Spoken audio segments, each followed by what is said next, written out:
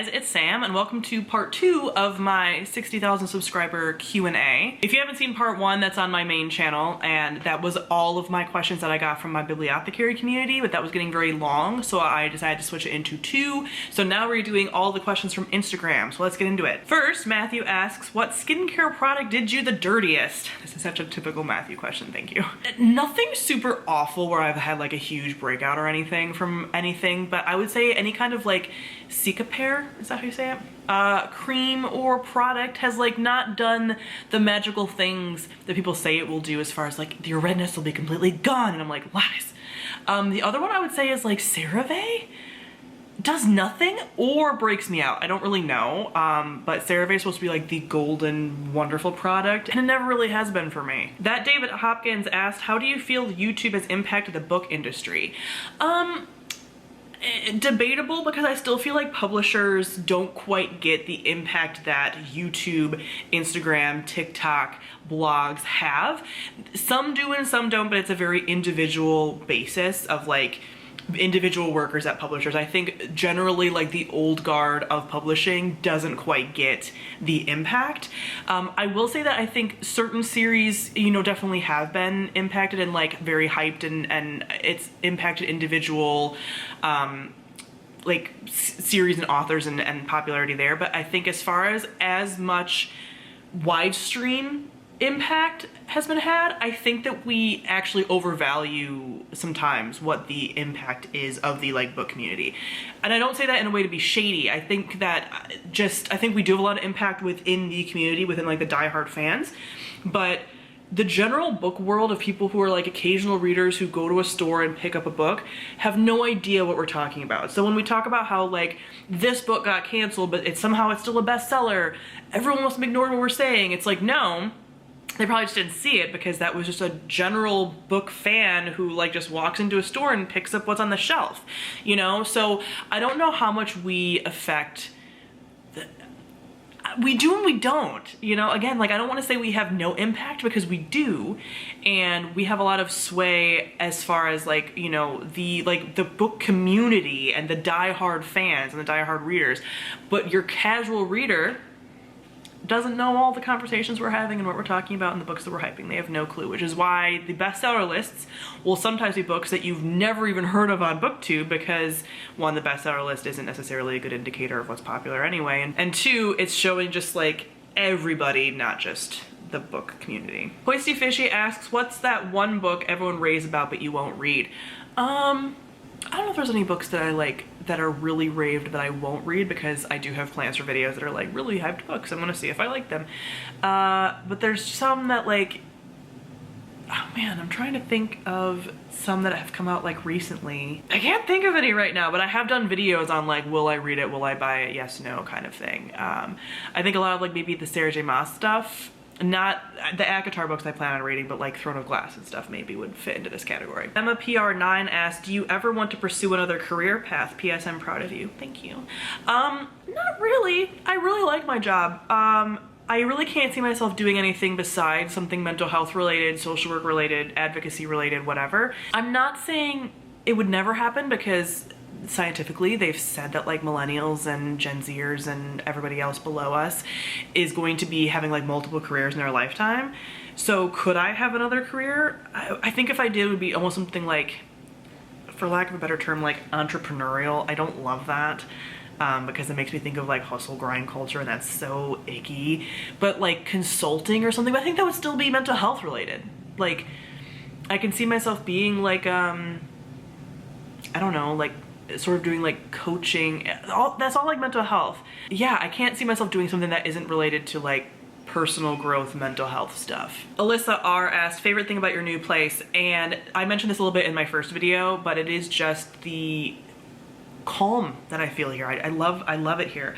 I love, as far as like my actual place, which I will eventually do a tour for in the coming months when everything is done, and it's not quite done yet. It's almost there. It's like 85% of the way there, but not quite. When it's completely finished, then I'll do an actual like apartment tour, which will be on this channel. So if you want to see that, subscribe. But the vibes of this place and the way, I mean, you can already see, like, do you see how like immaculate the vibes are. It's just really nice. It's a place that I would be very happy to have anyone like come into and see, like friend-wise. Like it really, the actual apartment that I live in so embodies me. It's wild. So that just makes me really happy. And then everything else, like I mentioned in the last video about like amenities and access to things, is really cool. Diane Carroll Pullmanter said, do you ever think about writing a book? I know before you said no, but now? No, I don't think I will. I mean, like I've mentioned before, do I sometimes think of like plots or whatever? Sure. Could I see myself writing potentially in the future almost like a stream of consciousness type book? That was a very Midwestern thing that came out right there. Can I see myself writing maybe like a stream of consciousness memoir type book, almost like Little Weirds by Jenny Slate? Maybe. But as far as like a fictional story, the amount of work that goes into that and effort that I don't have it. I don't have the drive for that, you know? No, I sure don't. I don't care that much for any story that I've ever thought of. Do I have one that if I ever do get that bug that I would write? Yes. But do I think I ever will? No. Cbear89 asks, what's changed most significantly since starting your channel? I'm assuming you mean like within sort of like Booktube stuff, because a lot has changed since I started my channel. I started in 2014 and like, wow, I'm living in a different place. I have different hair. Was with my old partner. I have more animals. Like a lot has changed. But as far as like channel stuff, I think just being more comfortable and having like a friend group. And also, like I talked about in the last video, my taste in books has changed since starting. Maria Erickson asked, not book related, but what is your favorite town country you have visited? I really love Rome.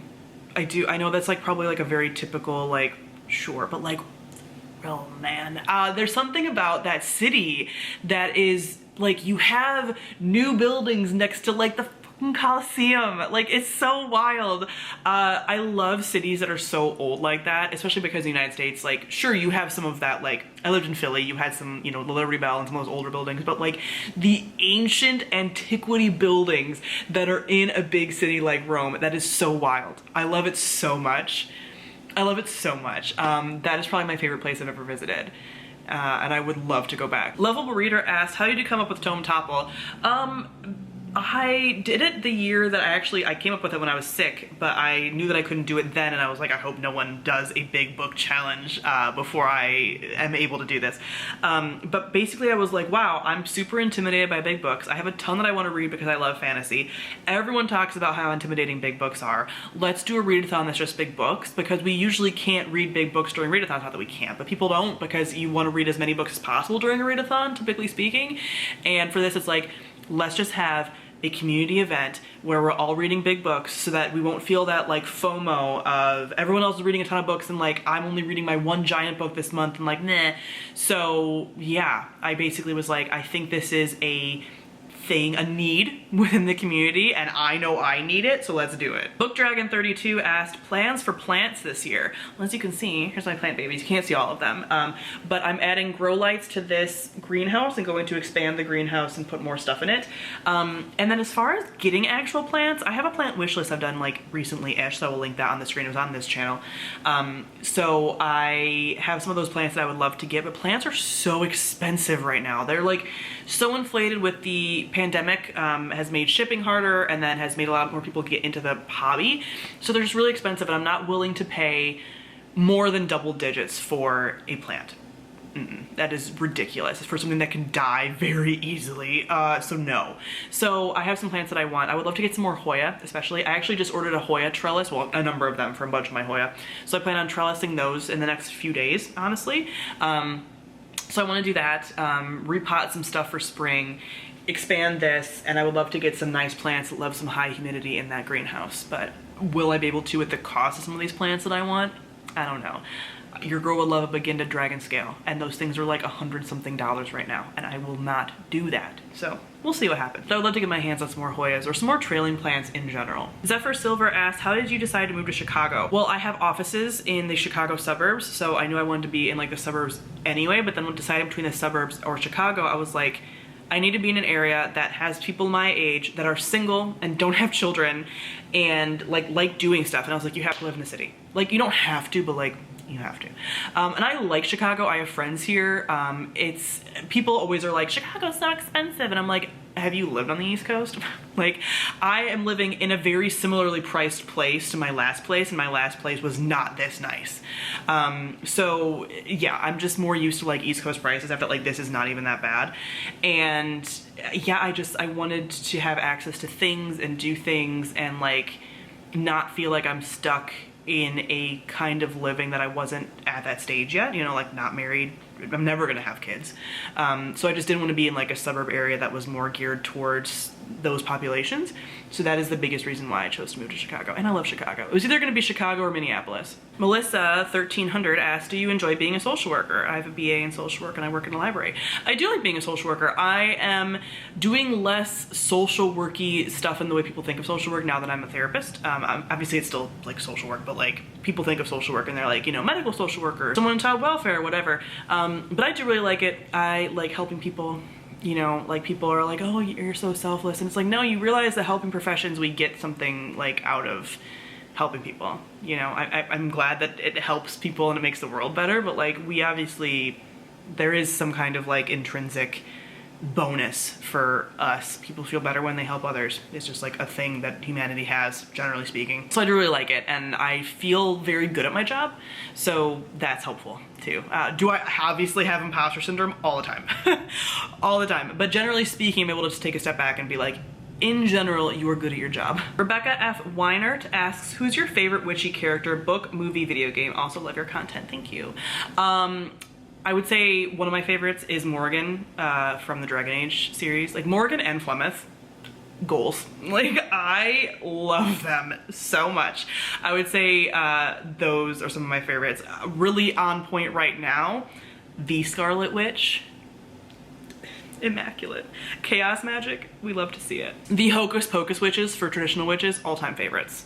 I almost got a piece of art that was Hocus Pocus recently, but it was a small art piece and it cost $10 and they were gonna charge me $5 for shipping. No. Anyway, that was a whole thing.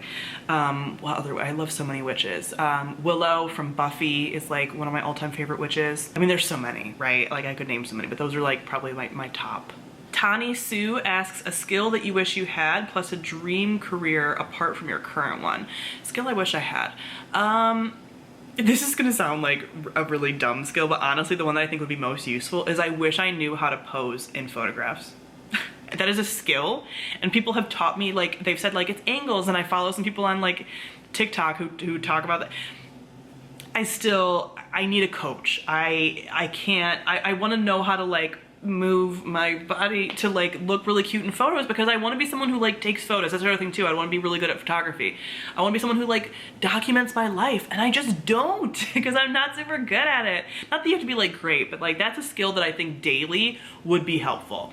Outside of that, I would love to like actually speak different languages. I think that would be super helpful. It'd be cool to be more artsy, but I don't know if that would be as helpful to daily life, but like the photos and the languages would be best. As far as dream careers, I really love my job and I really can't see myself doing anything else, but if I could be perfect and be in a different career and I would be really good at it, I would love to be like a veterinarian or a marine biologist. I wanted to be a marine biologist so bad when I was younger. I could also see myself being like a party planner. It's my Leo sun coming out. I think that'd be really fun. Like I would love to like wedding plan. I love weddings. I do. I like big parties, and weddings are like the ultimate big party. So I think that I could actually handle that. Honestly, to go back to that other question that I had about if you could, you know, have any other career, do you think you could have any other career? I could be a wedding planner in my older age. Being a therapist who's a wedding planner, that'd be such a good idea. Tim Tate Fashion asked, favorite crystal you own? I can't move right now because Tally's on my feet, so I can't actually show you, but I will link my like crystal haul videos on the screen. But I would say some of my favorites are like some of my like points and generators that I have, which are like, you know, pointed. So I have an emerald. It's not emerald like as in the precious gem, it's a crystal. So it's not that expensive. My emerald point generator is really cool, and I have a rose quartz one also who's a chunky girl, and I love her. I really like my black tourmaline. I mean, I have like black tourmaline everywhere. I love it. I'm just like, protect me from all the bad vibes. I actually want to get like a giant chunk, just a chunk of black tourmaline and just like have it at all times. No, but like I want it like in the living room too. I want to put some more crystals on my plant shelf as well. But I think those are my favorites. I think this is either L to the row or I to the row. I can't tell. And that's, what's your favorite podcasts? My favorite of all time is probably Ologies and Forever 35. I also really like Snark Squad Pod for media analysis podcast. I like the Fat Feminist Witch for witchy stuff. That's probably my favorite one for witchy stuff. There's a couple other ones I listen to, but that one's probably my favorite. I recently started listening to, what's it called? In Moderation? No, Maintenance Phase, which is a dissection of like diet culture stuff. That one's really cool. I would say those are my ones that I rotate between a lot. Nishi Kigoi asks, do you consider yourself an introvert or an extrovert? I would say ambivert. I think I could be, or like an extroverted introvert. I really like my alone time the older I get. I used to be much more of an extrovert when I was younger. I needed to like be out and see people. Now, especially with the pandemic, I've gotten so used to not seeing people, it's fine. But I do need my downtime, but I do really like being with people, and I kind of can recharge both ways depending on the scenario. I'm very flexible in that way. They also ask one place you'd be traveling to immediately after the pandemic is over. Not immediately, but going to see Sarah Jane in the UK, like I talked about, I think in my last video, or the beginning of this one. I can't remember because it's all bleeding together. And they also asked if you could learn any language, what would it be? What language do you find the most attractive? If I could just learn any language and it not necessarily be for any reason, or like using it often, it would be Russian. I love Russian. Or any like really like the Eastern Europeans would be really cool. I think those are really hard to learn, but I would learn like Russian or like some kind of like Slavic language for sure. If I would need one that was like useful, Spanish would obviously be really useful for me in the United States, but like I think Mandarin would be cool too. Sam Difference asked, how do you balance being a therapist and being in the literary world? I think I balance it okay. There are sometimes when I'm like, oh god, like, is me having a channel eventually going to be some kind of problem? But I think the populations I work with, it wouldn't really be an issue, and we would just talk about like boundaries and stuff if someone ever like stumbled across my channel. But I think that I'm like, having a mental health lens, I think is pretty helpful for anything when you're dealing with like the general population, and that's what the literary world is. And also just being able to like analyze media and analyze like characters and stuff, like I feel like it's helpful to have sort of that psychology knowledge as well. Kendall's the Bomb asked, what funny quirks do your pets have? They're so funny. Binks and Kit both do the like typical cat thing where they like put their whole paw like in their water and then will like lick off of their paw to drink their water, which is funny and annoying. Binks is very chatty. You would think he was a Siamese from how chatty he is, and he's not. But he like talks to me all the time. Like I make eye contact and he's like meow. he just loves it. He also his nickname is Noodle because he just sprawls himself out and contorts himself in like the weirdest positions. So that's a funny thing that he does. He's funny. He's my boy. He's my man. Kit is a motor purr. Like her purr like sounds like a lion. It just like emanates, and you can look at her and she can start purring. She's just like so lovey. Tally is, let me see, funny quirks. I mean, she just is like, she barks at dumb shit. I'm kind of annoyed at her right now because she's been barking at dumb shit for the last couple of days a lot. She tucks her tail, as far as like funny quirks, she tucks her tail to be more aerodynamic when she's running because her tail's so fluffy. So she tucked her tail, and then other dogs, like their owners, will be like, oh, is she scared of my dog? I'm like, no. She's trying to be fast. So she tucks her tail so her tail doesn't get like in the wind. So that's something really funny that she does. And then she just like lays funny. Oh, and she also, I mean, you guys have seen her. She also like is really jealous of the cats, and she also lays in the center of my bed because she thinks she's a person and puts her head in a pillow. Everything Fatima asks, how much do you skim books? I don't really. The only things I really skim more consistently, I guess, is if there are fight scenes in a book a lot of fight scenes, and they aren't adding anything to the plot really. Like typically in fight scenes, you're not going to like miss something important. There's not going to be this like big reveal of something. So I tend to just be like meh in a fight scene. Like even when I'm watching like a superhero movie and there's like a fight sequence, a lot of times I'll like kind of just glaze over. Anyway, so that tends to be pretty typical of like, I wouldn't necessarily call it skimming, but I'm just like less engaged. The only time that I will like actively skim a book is if I hate it, it's been like 1 star the whole time and I'm like almost at the end. Then I'll like skim through to just like dialogue just to like get through to the end because I already know I hate it and nothing can change that, but that happens so rarely that I wouldn't even really count that. But yeah, like I would say only ever fight scenes, and not even in every book, it's just in fight scenes where there's like a lot of them and it's not really adding anything, then I would maybe skim those. Mary Lopez Correa asks, how did you make the egg toast from your previous picture? It was like a avocado toast, so it was toast, avocado, an egg, and balsamic vinegar and red pepper flakes. It was great. And I got that from another YouTuber. I will link her video if I remember. I'm sorry if I don't. Down below in the description, because she was doing a bunch of videos that were like easy meals for one person, and that's where I found that. MJY Live asked, would you do anything differently in terms of choice of grad school programs, etc.? Probably not. Part of me sometimes wishes that I did do like an in-person program, because I think that would have been a different experience, but it hasn't impacted me anyway to have done an online program. I'm really glad I got to go to Boston University. I think that was cool. Would have been nice to go to somewhere like maybe slightly cheaper, sure, but all grad schools are expensive, so it wouldn't have impacted me that much. And yeah, I got it done, and it's over, and I try not to think about grad school as much as possible. Kayla asked, top 3 book to video game adaptations wish list. I would say Mistborn would make a great video game. I kind of wouldn't mind The Night Circus as like a Stardew Valley-esque RPG. Like you're just like in, or you know, like Animal Crossing, you're just like in the circus and you can like go to all the different like tents, and like I think that would be kind of fun, and you like live in the circus. I think video games are super hard to adapt from books just because video games are so like action-based and books don't necessarily tend to be, but maybe something like a Red Rising. I know that Red Rising just did a board game, but I think that would also like be pretty good to translate into a video game. She also asked, would you rather spend the day with Marjorie Tyrell, Wanda Maximoff, or Natasha Romanoff? My 3 queens of my heart. That's a really hard question. I think this hurts me a lot, but I think I'm gonna have to go with Marjorie, just because she's my wife. And I think a day with her would be less stressful. Scarlet Witch and Black Widow are going through a lot with, you know, depending on what part of the timeline we're in with them. There's just a lot, you know, some kind of like paranormal supernatural creature could come through at any time and like interrupt our hangout. I think that's a lot. Where, sure, could we be poisoned if I was hanging out with Marjorie? Sure, but it feels a little safer. We'd be in the gardens, which is like super nice. And we'd just be like gossiping. I enjoy that. I think that's a lot safer. Books with Allie said, would you do a vlog of reading books outside of your comfort zone?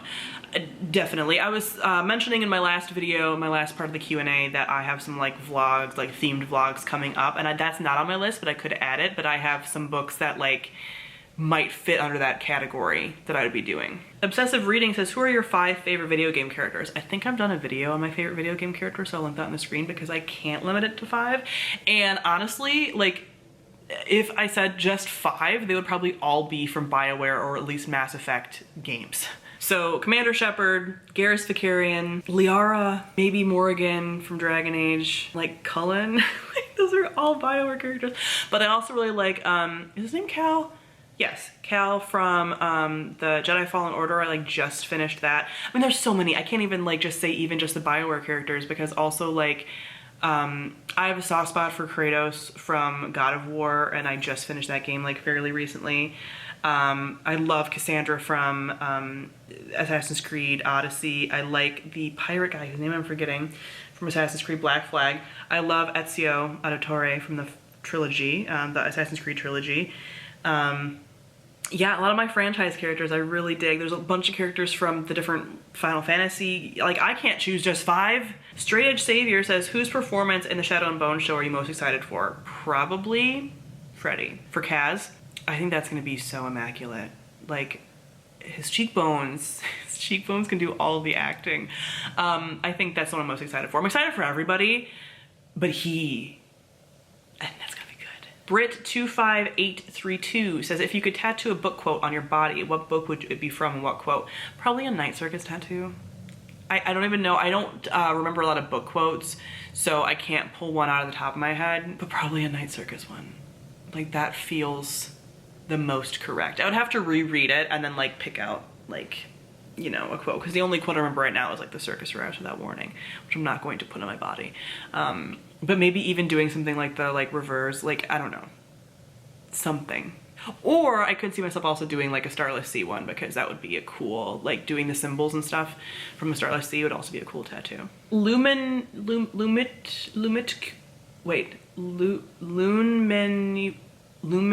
Queen? I'm sorry if I didn't get that right. If you could have any pet, mythical or not, what would it be? Ooh. Non-mythical would be a fox. Although they are kind of like mythical. I would have a fox. If it was like safe to have a fox and they didn't stink up the house, which apparently they do, I would have a fox in a heartbeat. I also like some snakes. I would have some snakes. And I would always say snake like that, because I think snakes are kind of cute sometimes. Mythical? Man. Part of me says a dragon, but that's a lot. That's too much. I've said this before, but like Maggot, who is like evil entity trapped in a cat's body from the Abhorsen series by Garth Nix, would be fantastic. He is like an all-powerful, almost like evil being trapped in a cat, and I love that. I would absolutely have that for a pet. Books Through Pages asked, favorite song at the moment. I've been listening to Call Me By Your Name by Lil Nas X like on repeat. That is a cultural reset. I've also been doing the sea shanty, the Wellerman sea shanty EDM remix a lot, and All Time Low. That's not the band. It's like I'm at an all time low. I think it's like, is it Sam Teagues that sings that version of it? It's like a beautiful harmony type song, or the ones I'm listening to a lot. Yanis 1992 asks, what's a dream you want to accomplish that not a lot of people know about? I don't know, I feel like I talk about my like dreams and goals pretty often. I mentioned this, I think, in the last video again. But I would like to do way more travel. I just don't know how possible that will be with like my job and my situation and like money and whatever. I would just love to travel though. Sometimes I get the idea that I'm gonna live a fantasy life of like a van life. I won't. But I want to do some traveling. I just don't know how to make that like a reality with my situation. Nick Novels, that any big bucket list adventures and any that will happen this year? I don't really have like bucket list type things. Again, like some travel things I would love to do. But I think because of what's happened in my life thus far, I don't love to set like bucket list items for myself, because you never know what's gonna happen and how you're gonna change. You know, like there's things that I like thought, like when I was younger, like a teenager, I thought I was gonna be like, I wanted to be married by 22 and having kids by like 27, or was it married by 24? I forget. And I'm like, what? One, I don't want children. Two, like I will get married when the time is right, like not by an age, you know, like, so a lot of things, like things just change and things about you change. Like I would have never thought I'd be living in Chicago with a fuck ton of plants and being a witch at the ripe old age of 31. Like I just wouldn't have thought that.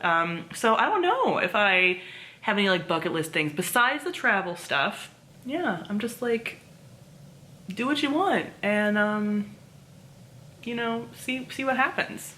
Go with the flow. I don't know. Now I'm kind of like, should I have a bucket list? I don't even know what I would put on it.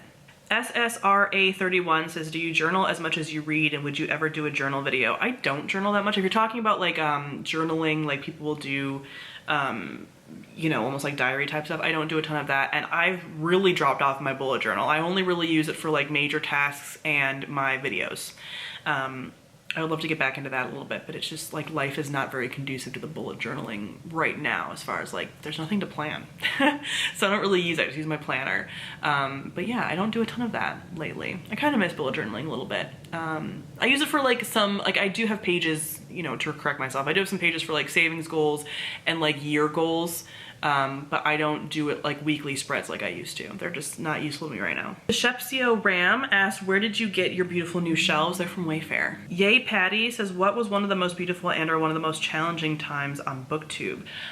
Most beautiful times are like any of the times that I've done sort of like some of these events and stuff, BookNet Fest, Y'all Fest, even BEA at times, and we've all like gotten to hang out, like our friend group, and forming the friend group, and the friend group that continues to form because we always like end up meeting new people at events and like, you know, just things expand from there. That's always awesome. Are events necessary for Booktube? No, I always want to iterate that like it's not, but that has been a really fun experience for me.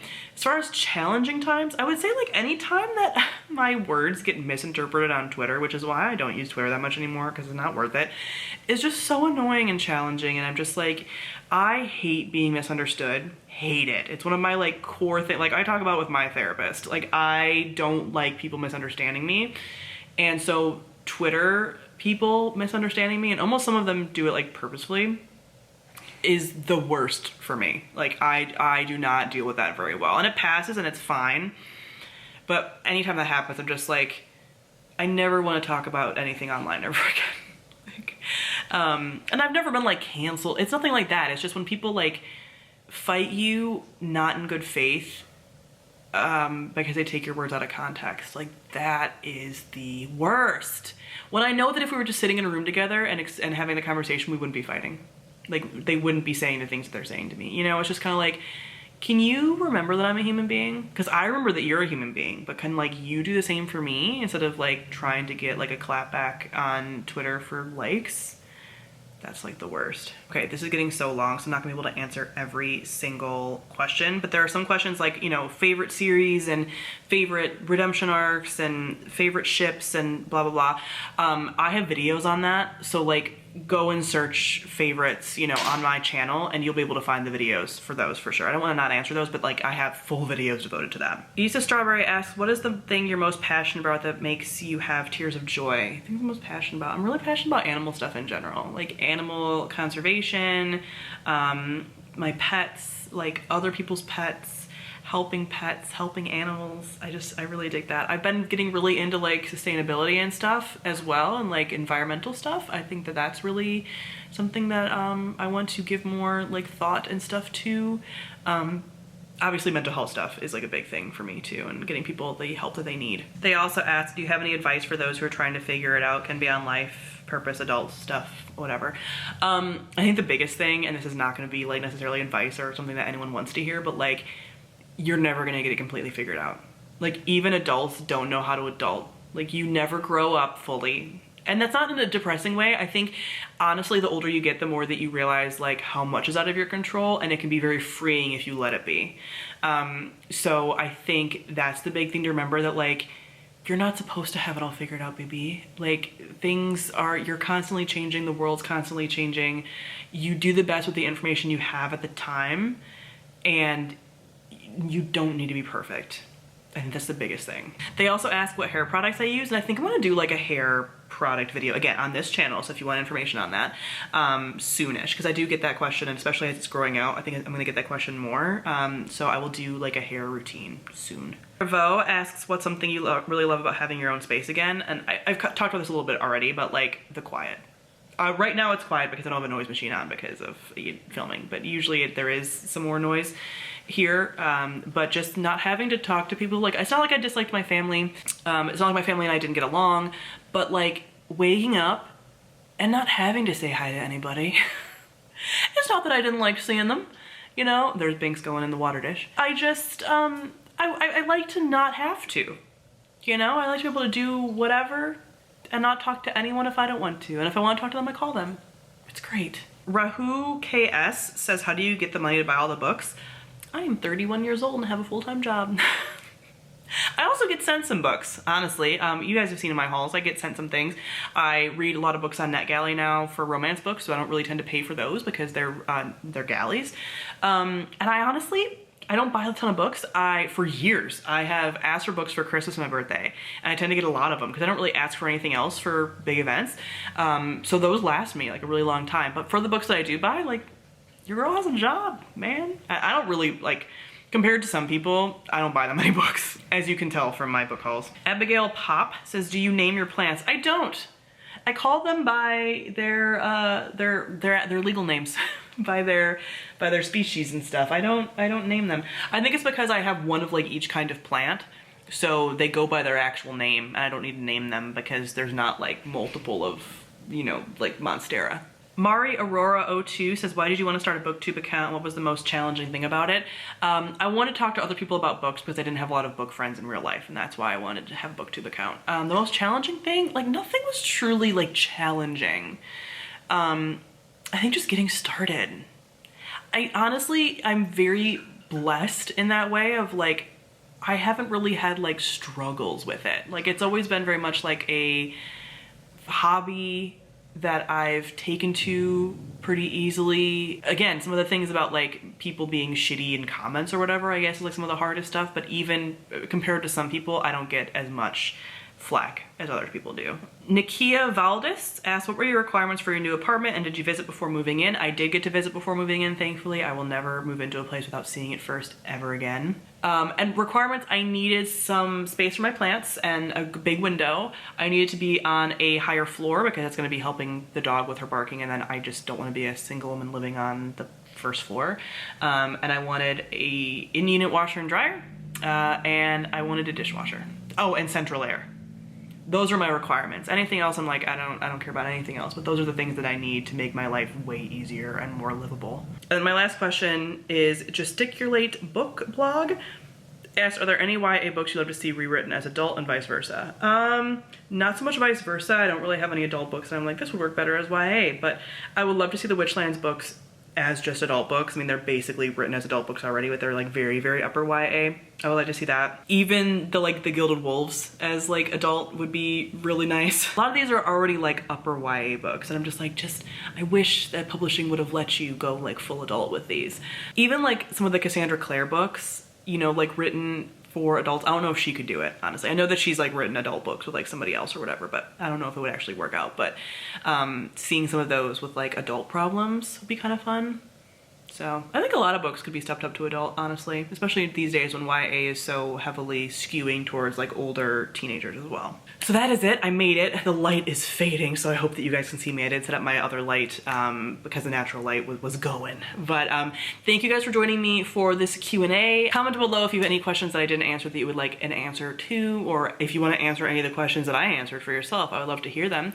Thank you all for watching, and I'll see all of you guys soon. Bye.